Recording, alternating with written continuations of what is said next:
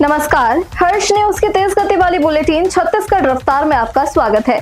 चलिए शुरू करते हैं क्षेत्रीय खबरों की तेज बुलेटिन छत्तीसगढ़ रफ्तार। जुलाई को छत्तीसगढ़ में मानसून का सबसे सक्रिय दौर माना जाता है, लेकिन इस बार मानसून में ब्रेक लगने से पूरे प्रदेश में बारिश थम गई है। मौसम विभाग की रिपोर्ट के मुताबिक पिछले 24 घंटों में प्रदेश के किसी भी हिस्से में बारिश नहीं हुई। छत्तीसगढ़ विधानसभा मानसून सत्र के दूसरे दिन की कार्रवाई शुरू हो चुकी है। प्रश्नकाल में भाजपा विधायक भैयालाल रजवाड़े ने जल जीवन मिशन का मुद्दा उठाया।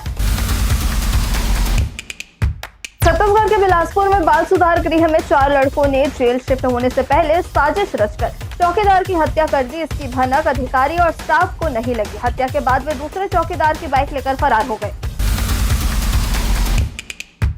भिलाई के आत्मानंद स्कूल में छात्राओं की अचानक तबीयत बिगड़ गई। छात्रा अजीब हरकतें करने लगी और चीखने चिल्लाने लगी। उनके हाथ पैर अकड़ने लगे, आंख से आंसू निकलने लगे। इसके बाद 2 छात्राएं बेहोश हो गई। पिछले 3 दिनों में ऐसे 8 केस सामने आ चुके हैं। बिलासपुर में नेशनल हाईवे पर खड़े ट्रक और ट्रेलर जैसे भारी वाहनों से डीजल चोरी करने वाले अंतर्राज्यीय गिरोह के 5 आरोपियों को पुलिस ने दबिश देकर पकड़ा था, लेकिन सोमवार की सुबह आरोपियों को थाने से छोड़ दिया गया। इससे नाराज एसएसपी ने पुणे थाने में एएसआई को सस्पेंड कर दिया है। राजधानी रायपुर में कारोबारी को हनी ट्रैप में फंसाकर ब्लैकमेल करने वाली 2 युवतियों को सिविल लाइन पुलिस ने गिरफ्तार कर जेल भेज दिया है। आरोपियों में एक ब्यूटी पार्लर संचालिका और दूसरी कॉलेज की छात्रा है। छत्तीसगढ़ के रायगढ़ जिले में धर्मजयगढ़ के 48 वर्षीय महिला का शव अर्धनग्न अवस्था में झाड़ियों के बीच मिला है। शुरुआती परिस्थितियों को देखते हुए पुलिस हत्या की आशंका के एंगल से जांच कर रही है।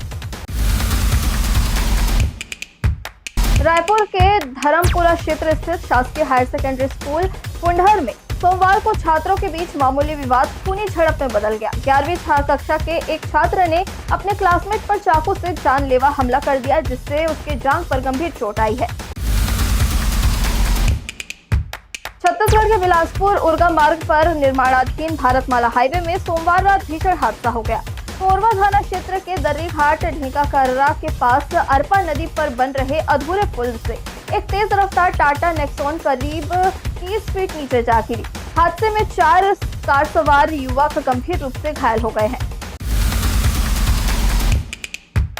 कोरिया जिले के Sonhat Naugai triple murder case की जांच सीबीआई ने शुरू कर दी है। रेत तस्करी विवाद में भाजपा नेता सहित 3 लोगों की नृशंस हत्या की तह तक जाने की सीबीआई की 6 सदस्यीय टीम सोमवार को कोरिया पहुंची।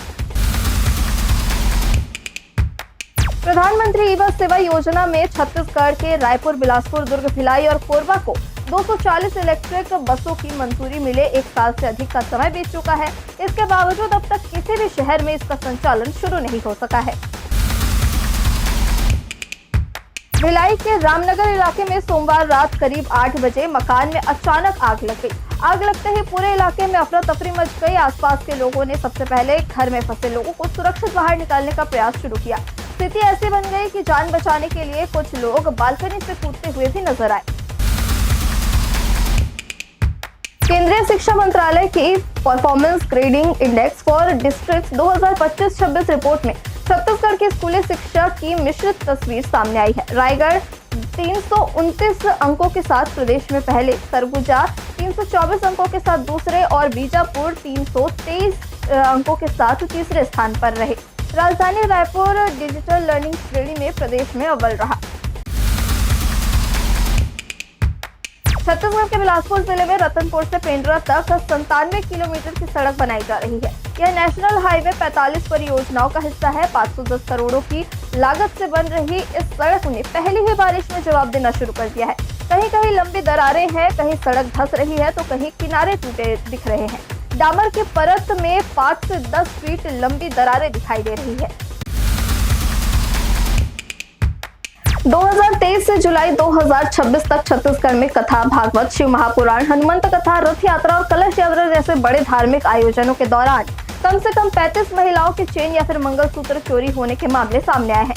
कहीं भीड़ में महिला गिरोह सक्रिय मिले, कहीं आरोपी मौके पर ही पकड़ लिए गए और कहीं शिकायत दर्ज होने के बाद भी चोर पुलिस की पहुंच से दूर रहे। छत्तीसगढ़ रफ्तार की आज की बुलेटिन में बस इतना ही। अपने आसपास की खबरों से जुड़े रहने के लिए हमेशा बने रहे हर्ष न्यूज के साथ। नमस्कार।